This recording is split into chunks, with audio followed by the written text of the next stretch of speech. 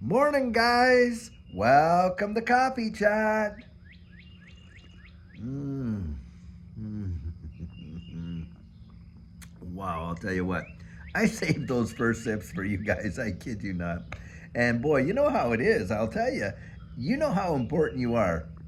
If I'm waking up and I'm getting myself going and I'm pouring my first cup of coffee and I'm waiting till I'm out here with you having my first sips, I'll tell you what. Now, the reason I do that, obviously, guys, I want to be able to connect with you and I want to have this coffee together. I'll tell you what, right there. Wow. Mm. Boy, I'll tell you, the birds are just as happy can be. Remember the saying, oh, happy as a lark? Guys, that's, I think, how we need to be. We need to just get out there and have an attitude that is nothing is going to bring me down. Just like ELO's song, don't bring me down. Nothing's going to bring me down. I'm going to allow, my attitude to be such that I'm going to be at least staying up as most as I can, I'll tell you. But it's tough. It is so tough in this wide world because the things that they're doing, I mean, is just absolutely insane. And in fact, guys, reading an article this morning, this one I'm going to absolutely put in the comments down there. It's coming out of the UK. Now, they recently have amended their civil forfeiture laws. Now, civil forfeiture, most of us know in the wide world, is where, the police can come in and they can confiscate your goods, your cash, your this, your that, if they suspect any wrongdoing. And of course, then you have to prove, hey, look, I got it this, and then they have to give it back. But it's a major, major, major monstrous hassle. And in fact, it should be completely outlawed. But of course, this is how the governments allow it, and they fill their coffers. Well, get this.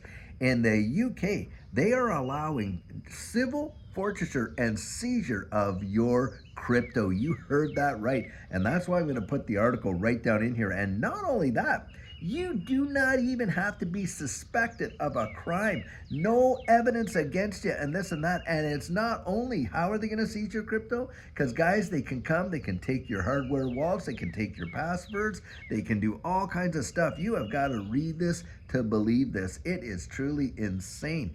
And when you think about that, look, the government over there, they're keeping a big list on the people who are buying into crypto, and they're making it more and more difficult for the average folk to do it. And in fact, they're trying to get it so that it's more for accredited style investors over there to hold crypto and stuff like that. And in fact, on various channels, you can't even talk about crypto. Get that.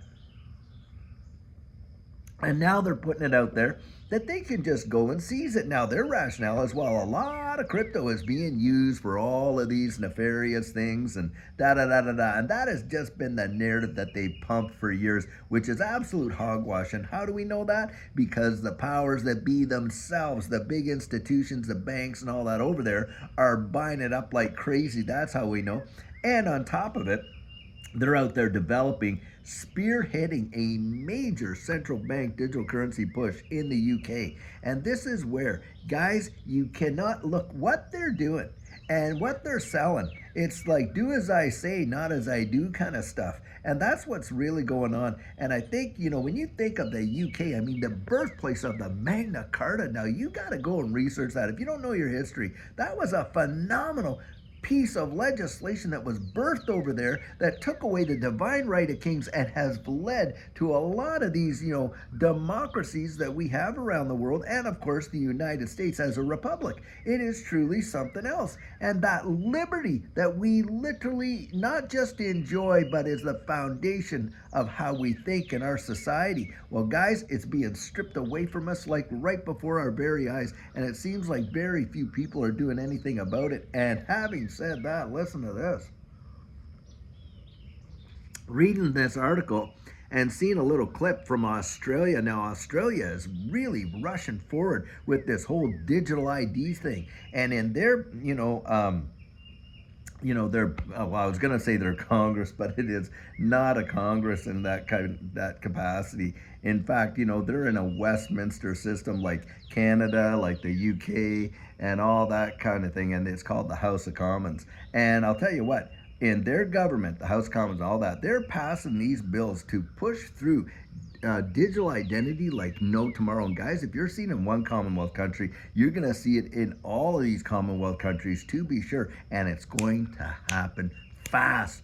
Don't kid yourself. And if you think that over on that side of the pond that civil forfeiture stuff isn't going to land here in the United States, you got another thing coming, because that is exactly what they want. They want the ability, guys, to go out there and seize this. Now, I have talked about this a lot on this channel about the whole idea of getting away from self-custody wallets, and this is going to be a step towards that.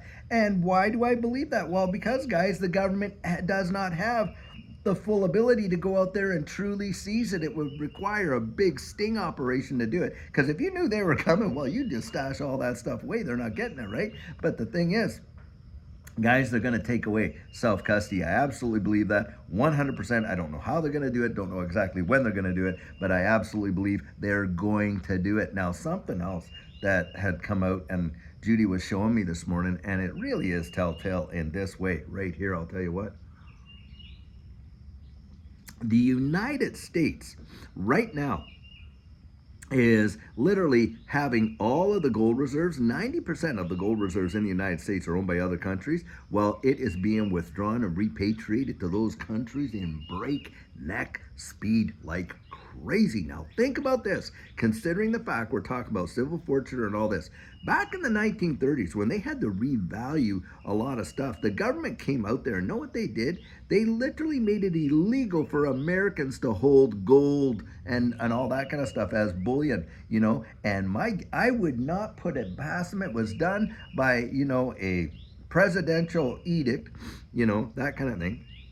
And my guess is I would not put it past them to pass something like that, to throw that on the burner again when they absolutely collapse this current system. And guys, they may very well do that. They may very well say, okay, you got to bring all your gold back to the treasury and we'll pay you thus and such for it. Then of course, after they've done that, they've revalued it, and there were some heavy penalties. I mean, serious jail time if you did not comply with that. And they know who's buying gold, and they have all these client lists that all of these, you know, agencies that are selling gold would have to cough up and stuff like that. They would cough it up. They'd know who's buying it and where and all this and that, and they'd be coming for it. And don't kid yourself if you don't think that that could happen again, because guys, it absolutely could, especially in a massive dollar devaluation where they've literally imploded it, and they're now going to open it up again, and they're going to revalue some of these assets against gold. Watch and see if all this crap doesn't come down the pike. I kid you not. And that's not just fear mongering.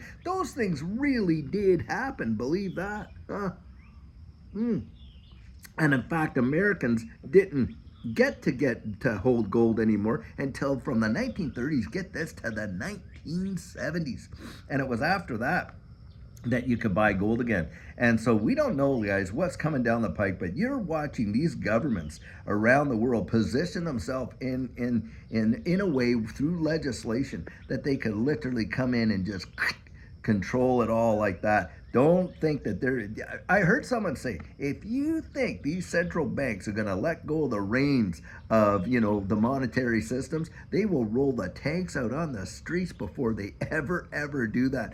And I absolutely believe it, because guys, I'll tell you what, almost every war that has ever been fought has been literally driven by central banks and all the stuff that's been going around the world. That is exactly what has happened. It's a historical fact. We can all go back and read the history on that, and that is exactly the case. And even in situations where you had some big time bankers, and what were they doing? Financing both sides of that conflict. That's what's really gone down. And this is where you cannot trust that narrative that they're selling. You got to use your own wits up here and get out there and dig and find this stuff out and put yourself in a position where you are not going to be a victim to this kind of stuff that's coming down the road. Because I'll tell you, with digital identities and all that, where it's going to be, now you think a smart passport, a smart driver's license or something, these digital IDs are going to have everything that you ever knew about you. I mean, right from the time that you were born all the way through grade school, kindergarten, everything, every little report ever written on you, everything is going to be recorded in this kind of system, and they will know it, and you're going to have it in order just to move about and stuff like this and all kinds of stuff. And guys, that's where it's going. If we don't get our voices out there, and we don't get behind people like John Deaton that are advocating for the people, and get these monsters, as far as I'm concerned, out of Congress, then look, they could really turn this situation around in a bad, bad way. And here it comes. It is coming. And I feel for the people over there in the UK, because you can practically look. You can be thrown in the clink, and the clink, by the way, came out of London, but you can be thrown in the clink just for having a different opinion, on people, because someone else could be offended by your opinion. And I'm not talking about hate speech and all that. I'm talking about regular, everyday stuff that people are being fined for, and on and on and on over there. It is truly obscene. Wow. And we hold liberty and the freedom of thought and speech so dear. And that's why it is so precious. Because if you take away the freedom of speech and the freedom of thought to express your thoughts and stuff like that, you don't have freedom, guys. You don't have freedom. You want to lose your liberty fast? Go support this nonsense that's going out there, and these people that are literally out there robbing you of your individual liberty and putting on you that you are somehow some sort of a tax cheater, or some sort of that you're out to do no good and stuff like that. And that's exactly what Elizabeth Warren has come out and said about people in this digital asset space, that most of us that are involved in it are either tax cheaters, fraudsters, and all this and that. What a load of poppycock when you got a woman right there literally, lying about her background heritage, to get grants to go to school, and all the stuff that she's done in Congress. It's just absolutely obscene. And this is where, guys, we've got to get these people out of office and put people in there that are really going to absolutely represent the people. It's a government by the people and for the people. It is not a government, and it's a government of the people. And think about that. Not one where we have to dance to their tune and all this. No, it's you and I as citizens in these countries where we elect our representatives, and they're supposed to represent us. It's you and I that should be crafting the narrative, not these people that think they've been in there so long they can bequeath it in their wills to their relatives and things like that. Because you see that, look at the ties there between Nancy Pelosi and Gavin Newsom and all this kind of nonsense. Guys, it's got to stop. It has literally got to stop. And the only way that stops is you get out there and you vote. Let's get these people out of office and put the right people in, so that we're not going to be subject to these dictatorial regimes the way in which they're acting now. And I know that's a bit of a soapbox, but look, our forefathers literally fought and died so that you and I could have the freedom and the liberty to get out there and craft a country and a society and a government that would represent the things that we hold dear. That's exactly right. And I am not going to just forfeit that heritage that was passed down, that torch to us. And I'll tell you, the day we start despising those that fought for our liberty and stuff like that is the day we absolutely lose it right there. And patriots, come on, you guys that are out there, and I know people that are listening on here, you're in law enforcement. You took an oath. Come on, represent that oath. And just, we've got to have people that are going to stand up for the people they represent and protect. I absolutely believe that. And this is where we have to be encouraging. I support people in law enforcement. I support the military. I support the people that will stand up and fight for the flag and what it represents and everything about that.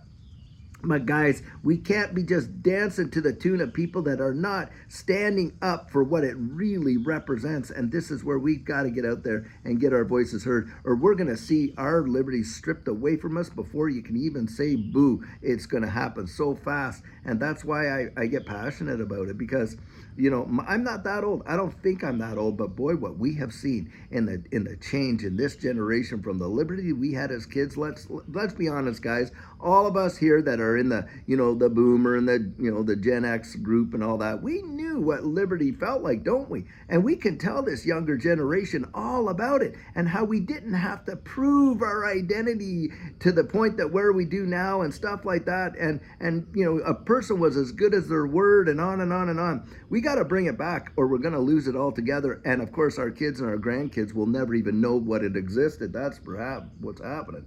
Wow. Guys, I gotta slow it down, because of course, you can get riled up, can't you? And that's the thing. Don't let any of these things, cause you to just absolutely lose it. Now, of course, we're going to have a little motion here and there like I just did. But the thing is this, I'm not going to let it control me. It's not going to control my behavior, not going to control my actions, right? I can't control their actions, but boy, I can decide how I'm going to react to it. That is for sure. And guys, get out there. Just let you remember your, where you're going. Remember where you're going. That's so vitally important. Just, and when you've done everything to stand, stand firm. That's what the scripture says. Stand firm. And like I say, I love that Aaron Tippin song where he says, you gotta stand for something or you'll fall for anything.